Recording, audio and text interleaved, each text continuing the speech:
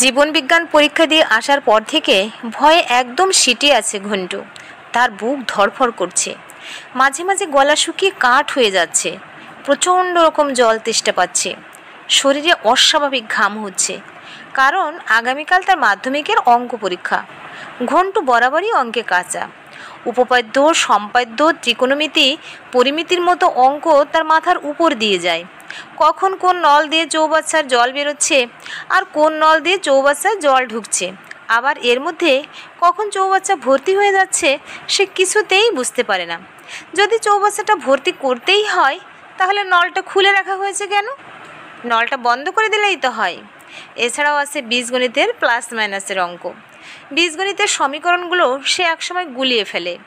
ঘন্টুর প্রশ্নের চোটে স্কুলের অঙ্কের স্যার শম্ভুবাবুর নাজেহাল অবস্থা। ঘন্টুর পিছনে তিনি অনেক চেষ্টা করেছেন, অনেক খেটেছেন, কিন্তু শেষে হাল ছেড়ে স্বীকার করেছেন, বাবা ঘন্টু, তোর দ্বারা আর যাই হোক অঙ্কটা একদম হবে না। কোনোভাবে তুই যদি মাধ্যমিকে অঙ্কে পাশ করিস তাহলে আমি নিজেকে ভাগ্যবান বলে মনে করব। স্কুলের পরীক্ষা সে বরাবর অঙ্কে ভীষণ কম নম্বর পেয়ে এসেছে। এখন যত চিন্তা তার মাধ্যমিকে অঙ্ক পরীক্ষাটা নিয়ে। যদিও সে বছরের প্রথম থেকে প্রতিদিন 2 ঘন্টা করে অঙ্ক প্র্যাকটিস করেছে, কিন্তু এখনও ঠিকমতো কনফিডেন্স পাচ্ছে না। ঘন্টু যাতে অঙ্কেতে পাশ করতে পারে সেজন্য একজন অঙ্ক স্যারের পাশাপাশি পাশের বাড়ির অতনুর কাছে আরেকটা টিউশন দিয়েছে ঘন্টুর বাবা।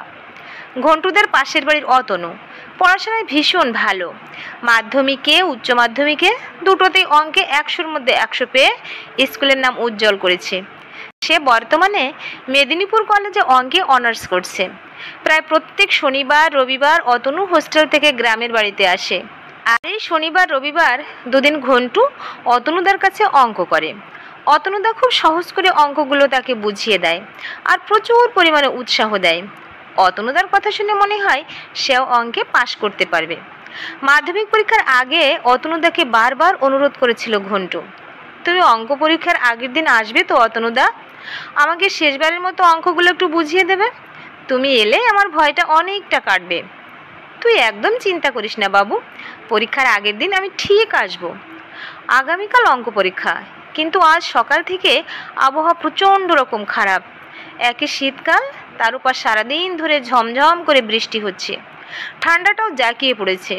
সন্ধ্যার পর থেকে বাইরে আর কোনো জনপ্রাণী নেই, সবাই যে যার ঘরের মধ্যে ঢুকে বসে আছে।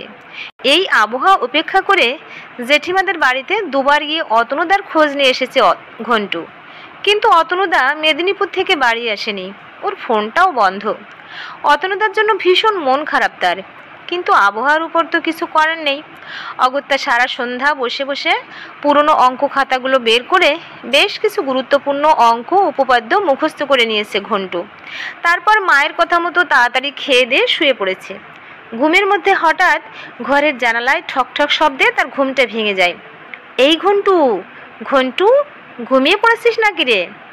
ধড়ফড় করে বিছানার উপর উঠে বসে ঘন্টু। তাড়াতাড়ি জানালাটা খুলে দেখে জানালার ওপাশে অন্ধকারে একটা কালো ছায়ামূর্তি দাঁড়িয়ে আছে। ভয়ে ঘন্টুর গলাটা কেঁপে ওঠে। কে কে কে? এই ঘন্টু, দরজাটা খোল, আমি তোর অতনুদা। অঙ্ক করবি না? অতনুদা, তুমি এত রাত্রে?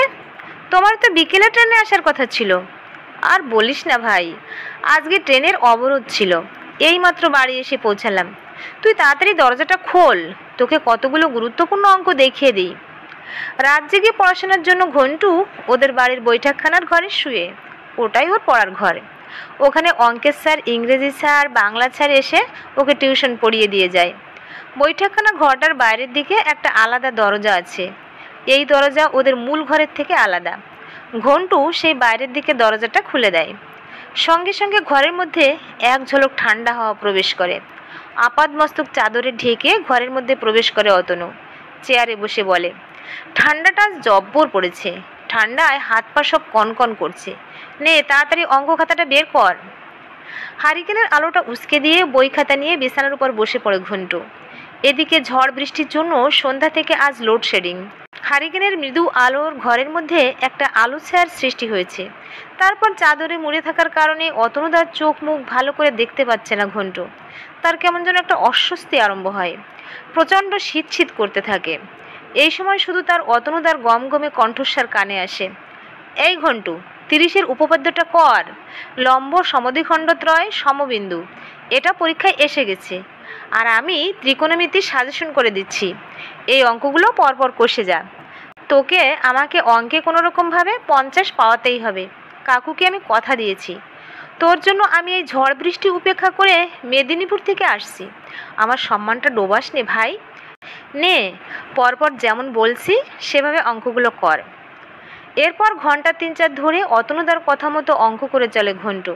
তারপর সে ভীষণ ক্লান্ত হয়ে পড়ে, তার প্রচুর ঘুম পাচ্ছে, ঘন ঘন হাই ওঠে। কিরে ঘন্টু, ক্লান্ত হয়ে গেছিস ভাই? আজ তবে থাক, যে অঙ্কগুলো করিয়ে দিয়েছি আশা করি এইগুলোই তুই ঘুরে ফিরে পরীক্ষায় পাবি। নে এবার ঘুমিয়ে পড়, আগামীকাল ঠান্ডা মাথায় অঙ্ক পরীক্ষা দিবি। একদম টেনশন করবি না, মনে রাখবি একটু চেষ্টা করলেই তুই সব অঙ্ক করতে পারবি। ঘরের দরজা খুলে বাইরে বেরিয়ে যায় অতনু। তখনও টিপ টিপ বৃষ্টি পড়ছে, গাঢ় অন্ধকারে চারপাশে কালো হয়ে গেছে।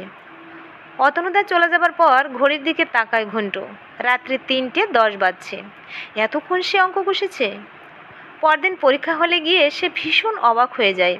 যে অঙ্কগুলো আগের রাতে অতনুদা করিয়েছে পরীক্ষার পেপারে ঠিক সেই অঙ্কগুলোই এসেছে, আর উপপাদ্য তো ওই 30-এরটা এসেছে। খুশি মনে সে অঙ্কগুলো চটপট করতে আরম্ভ করে। আর কি আশ্চর্য কাণ্ড, প্রতিটা অঙ্ক একদম হুবহু স্টেপ বাই স্টেপ মনে পড়ে যাচ্ছে। অঙ্ক পরীক্ষা দিয়ে হলের বাইরে বেরিয়ে বাবার শুকনো মুখটা দেখে আনন্দে হেসে ফেলে ঘন্টু। ইস, তার জন্য টেনশনে বাবার মুখটা এমন শুকনো। অতি উৎসাহে বাবাকে সে দুহাতে জড়িয়ে ধরে। একদম চিন্তা করো না বাবা, অঙ্ক পরীক্ষা আমার খুব ভালো হয়েছে। আমি অঙ্কে লেটার মার্কস পাবো। একটা অঙ্কও ভুল করিনি, একটা অঙ্কও ছাড়িনি। জানো বাবা, আগের দিন রাত্রে অতনুদা যে অঙ্কগুলো দেখিয়ে দিয়েছে ঠিক সেই অঙ্কগুলোই পেপারে এসেছে। ঘন্টুর মুখের দিকে অবাক হয়ে তাকায় ঘন্টুর বাবা। কি আবল তাবল বকছিস? কাল রাতে অতনু কখন এসেছিল? আরে তোমরা সব ঘুমিয়ে যাওয়ার পর আমাকে সারা রাত ধরে অঙ্ক কষিয়েছে। তোমাকে নাকি কথা দিয়েছে আমাকে অঙ্কে 50 পাওয়াবে, সেজন্য ট্রেন অবরোধ সত্ত্বেও মেদিনীপুর থেকে চলে এসেছে। ছেলের হাসি মুখের দিকে তাকিয়ে গম্ভীর গলায় ঘন্টুর বাবা বলেন, চল তাড়াতাড়ি বাড়ি চল। বাবার ব্যবহার দেখে ঘন্টু অবাক হয়ে যায়। সে এত ভালো পরীক্ষা দিয়েছে, তবুও তার বাবা খুশি নয়। অন্য দিনের মতো ডাবের জল দই মিষ্টি না খাইয়ে সোজা বাড়ি নিয়ে যাচ্ছে। অভিমানে চুপ করে বাবার মোটর বাইকের পিছনে বসে গ্রামে ফেরে ঘন্টু। ঘরে ফিরেও ঘরের পরিবেশ দেখে সে চমকে যায়। সবাইকার মুখ থমথমে, কারো মুখে হাসি নেই। সে যে এত ভালো অঙ্ক পরীক্ষা দিয়েছে সেটা শুনেও তার দাদু ঠাকুমা মা কেউ কোনো প্রতিক্রিয়া দেখাচ্ছে না। সে কিছুক্ষণ বৈঠকখানাতে গো হয়ে বসে থাকে। তারপর তীব্র কান্নার শব্দে ঘরের বাইরে বেরিয়ে আসে। কান্নাটা অতনুদার বাড়ি থেকে আসছে না? দৌড়ে সে অতনুদার বাড়িতে চলে যায়। সেখানে গিয়ে দেখে মেঝেতে অতনুদাকে শোয়ানো আছে। একটা সাদা চাদরে দাদার শরীরটা ঢাকা, শুধু মুখটা দেখা যাচ্ছে। অতনুদার দু চোখ বন্ধ, গলায় মোটা রজনীগন্ধার মালা পরানো। জেঠিমা জেঠু অতনুদাকে জড়িয়ে ধরে প্রচণ্ড রকম কাঁদছে। তাদের বাড়ির সবাই এখানে আছে। হঠাৎ গলাটা শুকিয়ে যায় ঘন্টুর। কি কি কি হয়েছে? অতনুদা ওভাবে শুয়ে আছে কেন? তোর অতনুদা আর নেই রে ঘন্টু, সে আমাদের ছেড়ে এ জন্মের মতো চলে গেছে। গতকাল সন্ধ্যায় ট্রেন অ্যাক্সিডেন্টে অতনু মারা গেছে। কাঁদতে কাঁদতে ঘন্টুর মা বলে। মায়ের দিকে সে তীব্রভাবে তাকায়। কি যা তা বলছো? গতকাল সারা রাত অতনুদা আমাদের বাড়িতে ছিল, আমাকে অঙ্ক করিয়েছে। আমি নিজে রাত 3:10 পর্যন্ত অতনুদার কাছে অঙ্ক করেছি। ভুলভাল বকছো কেন? ঘন্টুর চিৎকারে সবাই চমকে যায়। ঘন্টুর বাবা এসে ঘন্টুর হাত ধরেন। বাবা ঘন্টু, চল ঘরে চল। অতনু আর কখনো তোকে অঙ্ক করাতে আসবে না রে ঘন্টু। আগের শনিবার ছেলেটা এসেছিল, আর এই সোমবার ছেলেটার মৃতদেহ ঘরে এলো। আমি কি নিয়ে বাঁচব গো? গগন বিদারে চিৎকার করে অতনুর মা। ওখানকার আলোচনা থেকে ঘন্টু জানতে পারে গতকাল মেদিনীপুর স্টেশন থেকে ট্রেন ধরার জন্য উল্টো দিক থেকে রেল লাইন টপকে ট্রেনে ওঠার মুহূর্তে একটা দূরপাল্লার মেল ট্রেন অতনুদাকে ধাক্কা দেয়। অতনুদার কানে হেডফোন গোজা ছিল বলে ফ্যানের আওয়াজ শুনতে পায়নি। রেল লাইনেই স্পট ডেথ। গতকাল থেকে বডিটা মেদিনীপুর হাসপাতালের মর্গে ছিল। আজ পোস্টমর্টেমের পর গ্রামে নিয়ে আসা হয়েছে। সব শুনে সেখানে গো গো করে অজ্ঞান হয়ে যায় ঘন্টু।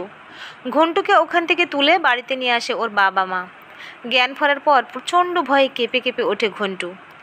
বাবা, বিশ্বাস করো, গতকাল রাত 3টে পর্যন্ত অতনুদা আমার রুমে ছিল, আমাকে অঙ্ক করিয়েছে, আমি মিথ্যা বলছি না। এসব শুনে ঘন্টু ঠাকুমা বলেন, তোমাকে অতনু খুব ভালোবাসতো দাদু ভাই, তাই তোমার জন্যই অতনুর আত্মা এই বাড়িতে এসেছিল। সব শুনে ঘন্টুর যেন বিশ্বাস হয় না।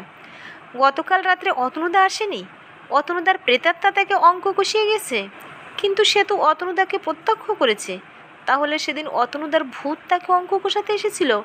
সেই রাতের কথা ভেবে এখনও আতঙ্কে শিউরে ওঠে ঘন্টু। ভিউয়ার্স, কেমন লাগলো আজকের গল্পটা আপনাদের? ভালো লাগলে লাইক, কমেন্ট ও শেয়ার করতে ভুলবেন না। আর আগামীতে আরও সুন্দর সুন্দর গল্প শোনার জন্য আমার পাশেই থাকুন। ধন্যবাদ।